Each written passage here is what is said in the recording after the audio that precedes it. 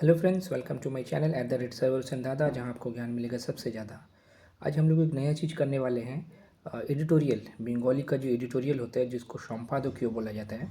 Actually editor को संपादक बोला जाता है, एडिटोरियल को संपादकीय बोला जाता है। तो 9 तारीख का एक एडिटोरियल, जो कि एक समय बांग्ला का लीडिंग न्यूज़पेपर है, उसका एक हम लोग एडिटोरियल का थोड़ा सा खंगालेंगे और इसमें बहुत सारा वर्ड्स है, उसका बारे में हम लोग जानेंगे। तो ये जो एडिटोरियल था, ये बहुत ही इंपॉर्टेंट आपका एग्ज़ाम में काम आ सकता है। क्या एग्ज़ाम में आपको ना साधारण साधारण जो बंगाली का स्पेलिंग है या फिर मीनिंग है वो तो आसानी से पता चल जाता है, बट एडिटोरियल में थोड़ा टफेस्ट रहता है, टफ रहता है। तो उससे आपको ज़्यादा जानकारी मिलेगा, तो इसलिए ये वीडियो को देखिएगा तो आपको काम आएगा। अब बीच बीच में आपको बहुत सारा नॉलेज भी प्राप्त होगा। तो ये जो एडिटोरियल था इसका नाम था प्रोत्थान पर्व। ठीक है, प्रोत्थान का मतलब होता है चले जाना। एक्चुअली ये जो प्रोत्थान है ये कहाँ से आया? ये महाभारत में आपको मालूम है 18 चैप्टर है, उसमें से जो 17 चैप्टर है उसमें ये प्रोत्थान पर्व का बारे में जिक्र है। महाप्रोत्थान पर्व उसको बोला जाता है। उसमें क्या होता है, पांचों जो पांडव थे और द्रौपदी, वो लोग सब स्वर्ग के लिए यात्रा करते हैं और वहाँ जाते जाते युधिष्ठिर को, जो कि बड़ा भाई था, उसका अलावा बाकी सब मतलब मर जाते हैं और युधिष्ठिर के साथ एक कुत्ता भी जाता है। तो वही जो प्रस्थान पर्वत है वहीं से इसको लिया गया है। हर एक वर्ड के पीछे देखिएगा कुछ ना कुछ यहाँ मतलब छुपा रहता है। तो यहाँ पर क्या हुआ, अभी देखिएगा कनाडा, जो कि वर्ल्ड का सेकंड लार्जेस्ट मतलब एरिया वाइज सबसे बड़ा कंट्री है रशिया का बाद, वहाँ के जो प्राइम मिनिस्टर थे जस्टिन ट्रूडो, उन्होंने अनाउंसमेंट किया कि वो रेजिग्नेशन दे देंगे। ठीक है, तो वो जब रेजिग्नेशन दे देंगे तो नया कोई बनेगा। एक्चुअली वो अभी तक दिए नहीं है, जब कोई नया डिसाइड हो जाएगा उनका पार्टी से ही तब वो रेजिग्नेशन देंगे और इसी साल वहाँ पर इलेक्शन भी होने वाला है। तो वो ही ट्रूडो के बारे में इसमें पूरा लिखा हुआ है। मतलब कोविड का टाइम से लेके वो अच्छा मैनेजमेंट नहीं किए, इमिग्रेंट पॉलिसी में बहुत सारा दिक्कत आया। अभी रिसेंटली जब डोनाल्ड ट्रंप सरकार बना तो वो लोग थोड़ा जस्टिन ट्रूडो को डरा भी रहे हैं। ऐसा भी मतलब क्रिटिसिज्म किया, सार्कज़म किया, जो अमेरिका कनाडा को 51st स्टेट बोला गया है। अमेरिका में 50 स्टेट है मालूम है ना आपको, वहाँ पर 51 स्टेट बोला गया उसको। जस्टिन ट्रूडो को स्टेट का गवर्नर भी बोल दिया गया। एलन मस्क भी कुछ कुछ बोल रहे हैं। फिर इंडिया से भी रिलेशन बहुत ज़्यादा ख़राब था। कुछ दिन पहले आपको मालूम होना चाहिए, हरदीप सिंह निज्जर का जो एक खालिस्तानी जो वहाँ का लीडर था, उसका जो मौत हुआ था, उसको लेके बोला गया था जो इंडिया ही कराया। एक्चुअली मेरा ख्याल से इंडिया ही कराया होगा, बट वो तो कभी ग्लोबली बोला नहीं जाता है। ठीक है, तो वहाँ जो कनाडा का जो पार्टी है जस्टिन ट्रूडो का, लिबरल पार्टी है, तो उसका हालत खस्ता है। और वहाँ का जो कंजर्वेटिव पार्टी है वो थोड़ा थोड़ा करके स्ट्रांग हो रहा है, इस बार जीतने का उसका चांसेस है। वैसे अमेरिका में दो पार्टी आपको मालूम है, डोनाल्ड ट्रंप जो है वो रिपब्लिकन पार्टी से हैं और जो जो बाइडेन है वो डेमोक्रेटिक पार्टी से है। रिपब्लिकन पार्टी का जो सिंबल है क्या मालूम है? हाथी है और डेमोक्रेटिक का गधा है। ठीक है, तो ये सब छोटा छोटा चीज़ आप लोग याद रखिएगा। और यूएस कनाडा का जो बॉर्डर है सबसे बड़ा बॉर्डर है पूरा वर्ल्ड में, उसका असली नाम है इंटरनेशनल बाउंड्री और चाबा नाम है 49th पैरेलल लाइन। ठीक है, और एक चीज़ याद रखिएगा, यूएस कनाडा का रिलेशन पहले से ही बहुत अच्छा रहा है, मगर अभी करके थोड़ा सा दिक्कत आ रहा है।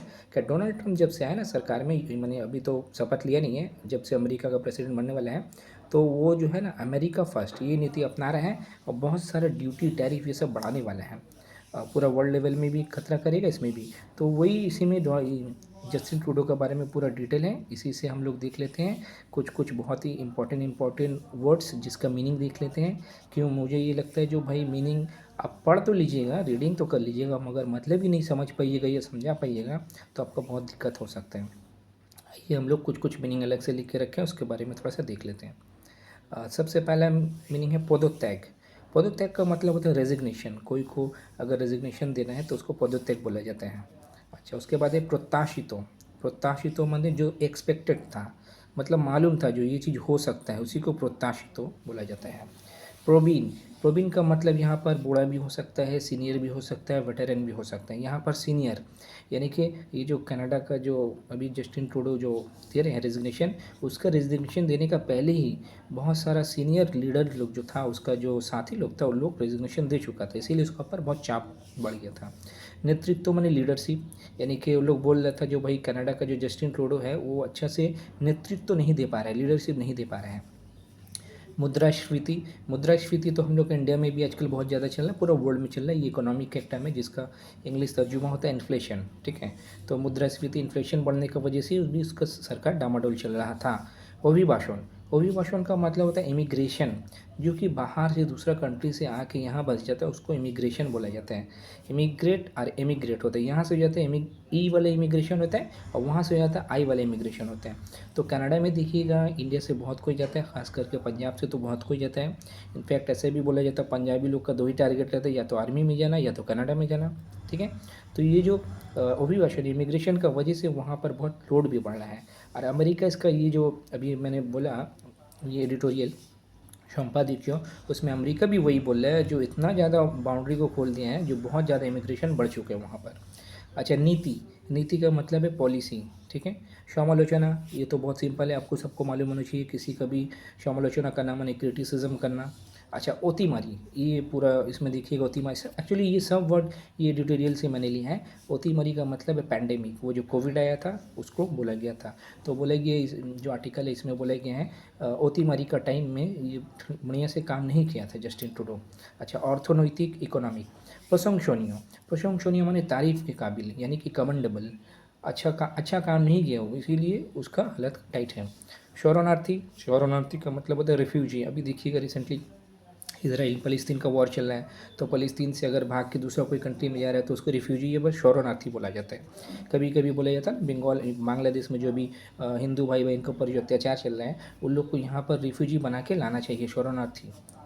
ठीक है, संप्रति, संप्रति मानी रिसेंटली, संप्रति का मतलब जैसे कि मतलब हाल फिलहाल जो हुआ है उसी को संप्रति बोला जाता है। दौर है, डोर स्टेप, कभी भी दे लीजिए कोई भी चीज़ आपका दौर गोड़ा में आ गया मतलब एकदम करीब आ गया, वो अच्छा चीज़ भी हो सकता है बुरा चीज़ भी हो सकते हैं। संभवतः माने प्रोबेबली, हम लोग प्रोबेबल मैथ्स का जो लोग स्टूडेंट हो लोग को मालूम है प्रोबेबिलिटी के बारे में। ठीक है, संभवतः माने हो सकता है लगभग। परिस्थिति, परिस्थिति का मतलब होता है सिचुएशन, कैसा सिचुएशन है। संधिक्षण, ये बहुत ही अच्छा वर्ड है। संधिक्षण का मतलब होता है जंक्चर, यानी कि दो चीज़ का मिलाव, एक चीज़ खत्म होता है दूसरा चीज़ शुरू होता है। जैसे कि डस्क एंड डॉन होता है ना, सूरज जब निकलने को रहता है या फिर सूरज जब डूबने को रहता है, इसी को संधिक्षण बोला जाता है। तो ये जो अमेरिका और कनाडा का जो रिलेशन है ये आर्टिकल के तहत अभी एक तो संधिक्षण में पहुंच गया है, या फिर इंडिया कनाडा का जो रिलेशन है ये भी संधिक्षण में पहुंच गया है। कुछ भी मोड़ आ सकता है। वो जो मैंने कहा ना हरदीप सिंह निज्जर का जो केस हुआ था उससे लेके इंडिया और कनाडा का रिलेशन काफ़ी ख़राब हुआ था। तो उसमें आपका जो भी वीज़ा वगैरह है, जो लोग स्टूडेंट लोग पढ़ाई करने जाते हैं उन लोग को भी थोड़ा सा दिक्कत आ रहा था। ठीक है, तो अगर सरकार बनता है तो नया तरीका से भी पहल किया जाएगा, सब चीज़ को सुधारा जाएगा। कूटनीति यानी कि माने डिप्लोमेसी, कूटनैतिक माने डिप्लोमेटिक, आपको मालूम होना चाहिए। कोई भी बातचीत कूटनीति का माने इंटरनेशनल रिलेशन में ये बहुत चलता है। अनिश्चयता माने अनसर्टिनिटी, जिसका कोई मतलब सर्टेन ही नहीं जो होगा कि नहीं होगा, इसको बोलते हैं अनसर्टिनिटी। शुल्क यानी कि ड्यूटी या टैरिफ, टैक्स अलग होता है, टैक्स यानी कि कर होता है। अच्छा, ये जो ड्यूटी या टैरिफ ये क्या होता है, ये ना कोई भी चीज़ जब इंपोर्ट किया जाता है बाहर से तो उसके ऊपर जो टैक्स लगाया जाता है उसको टैरिफ या ड्यूटी बोला जाता है। अलग अलग टर्म में अलग अलग यूज़ होता है। जैसे कि मान लीजिए अमेरिका से हम लोग कुछ कंप्यूटर मंगाएं, उसका दाम है 500 रुपया। ठीक है, और वही सेम कंप्यूटर हम लोग का इंडिया में प्रोड्यूस किया जा रहा है 700 रुपये में। अब क्या होगा, कोई भी सोचेगा जो भाई उसको हम खरीदें, ओके, तो उसी में टैरिफ को बढ़ा दिया जाता है, उसको भी 700 या उसका ऊपर कर दिया जाता है, ताकि जिसको लेना वो भी ले, जिसको लेना ये भी ले।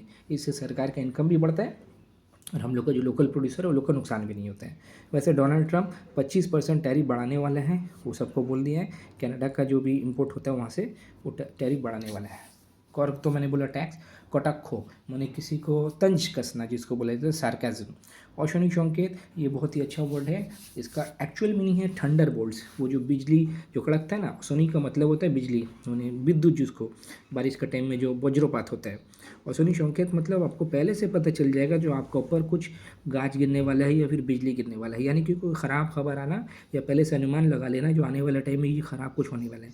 वैसे औषधि संकेत एक तो बहुत बढ़िया मूवी भी है सत्यजीत राय का, और उसको डायरी मैंने लिखे थे। औषधि संकेत एक नोवेल है, किताब है, वो विभूति भूषण बंदोपाध्याय का लिखा हुआ, याद रखिएगा। विपन्न माने एंडेंजर्ड, यानी कि ख़राब हो जाना या फिर ख़त्म हो जाना, हालत ख़राब है। चरमपंथी माने एक्सट्रीमिस्ट, ये तो आपको मालूम होना चाहिए, इंडियन नेशनल कांग्रेस में भी थे ना। धर्मपंथी, चरमपंथी, लाल बाल चरमपंथी में थे। एक्सट्रीमिस्ट जिन लोग को बोला जाता है, जो लोग थोड़ा सा कड़ा भाषा में बात करते हैं, थोड़ा कड़ा कदम लेना चाहता है, चुपचाप या शांति से रहना नहीं चाहते। धैर्य यानी कि पेशेंस, धैर्य बोला जाता है इसको, पेशेंस। सबका स्पेलिंग अच्छे से दिखिएगा, मतलब अच्छे से दिखिएगा, आपका अंदर धैर्य होना चाहिए। द्विपाक्षिक यानी कि बाईलैटरल, दो कंट्री से या फिर दो ग्रुप से जो भी बात होता है उसको द्विपाक्षिक बोला जाता है। त्रिपाक्षिक को ट्राइलैटरल बोला जाता है, इसको अच्छे से याद रखिएगा। अजस्रो का मतलब होता है बहुत ज़्यादा, यानी कि मैनी, अमटीन, बहुत ज़्यादा परिमाण में जो रहता है अजस्रो। प्रवासी माने एक्सपाट्रिएट, प्रवासी भारतीय दिवस आज ही का दिन माने कल ही था 9 जनवरी को। आपको मालूम होना चाहिए गांधी जी जब वो वापस लौटे थे अफ्रीका से तो प्रवासी भारतीय दिवस मनाया जाता है। जो लोग भी बाहर चले गए हैं अपना कंट्री को छोड़ के उसको प्रवासी बोला जाता है। समर्थक, ये तो बहुत सिंपल है, साधारण है, सपोर्टर, जो भी आपका समर्थक है। अच्छा, मौलवादी, ये कभी कभी दिखेगा बीच बीच में आपको सुनने को मिलेगा। अगर आपको नहीं पता रहेगा तो कंफ्यूज हो जाएंगे, आप सोचेंगे मौलो मने मौलवी लोग के बारे में बात हो रहा है, ऐसा नहीं है। मौलवादी मने फंडामेंटलिस्ट, तो कोई भी मौलवादी हो सकता है। हिंदू का हो सकता है, कट्टरवादी जिसको बोला जाता है, मुसलमान का हो सकता है, क्रिश्चियन का हो सकता है, कहीं का भी हो सकता है। फंडामेंटलिस्ट। सुसंपर्क, सु मतलब अच्छा, संपर्क मतलब रिलेशन, गुड रिलेशनशिप को सुसंपर्क बोला जाता है। इस आर्टिकल के तहत इंडिया कनाडा का जो हालत अभी मतलब रिलेशन खराब है, अगर चेंज होता है, नया कोई सरकार बनता है तो उससे हम लोग को सुसंपर्क को पुनर्निर्माण करना होगा, माने रिकन्स्ट्रक्शन, फिर से वापस से ठीक जगह में लाना होगा। रिकन्स्ट्रक्शन आप सामान का भी हो सकता है, रिलेशन का भी हो सकता है, कोई भी चीज़ का हो सकता है। ओके, तो ऐसा टाइप का वीडियो बीच बीच में आपको मिलेगा, आपको अच्छा लगेगा, फ़ायदा होगा तो बहुत अच्छा बात है। अगर बुरा लगेगा तो डिसलाइक करिएगा, अच्छा लगेगा तो लाइक करिएगा। प्यार बांटे, खुशियाँ बांटे, ज्ञान तो ज़रूर बांटें। फिर मिलेंगे किसी और एडिटोरियल या दूसरा कोई वीडियो के साथ। ठीक है।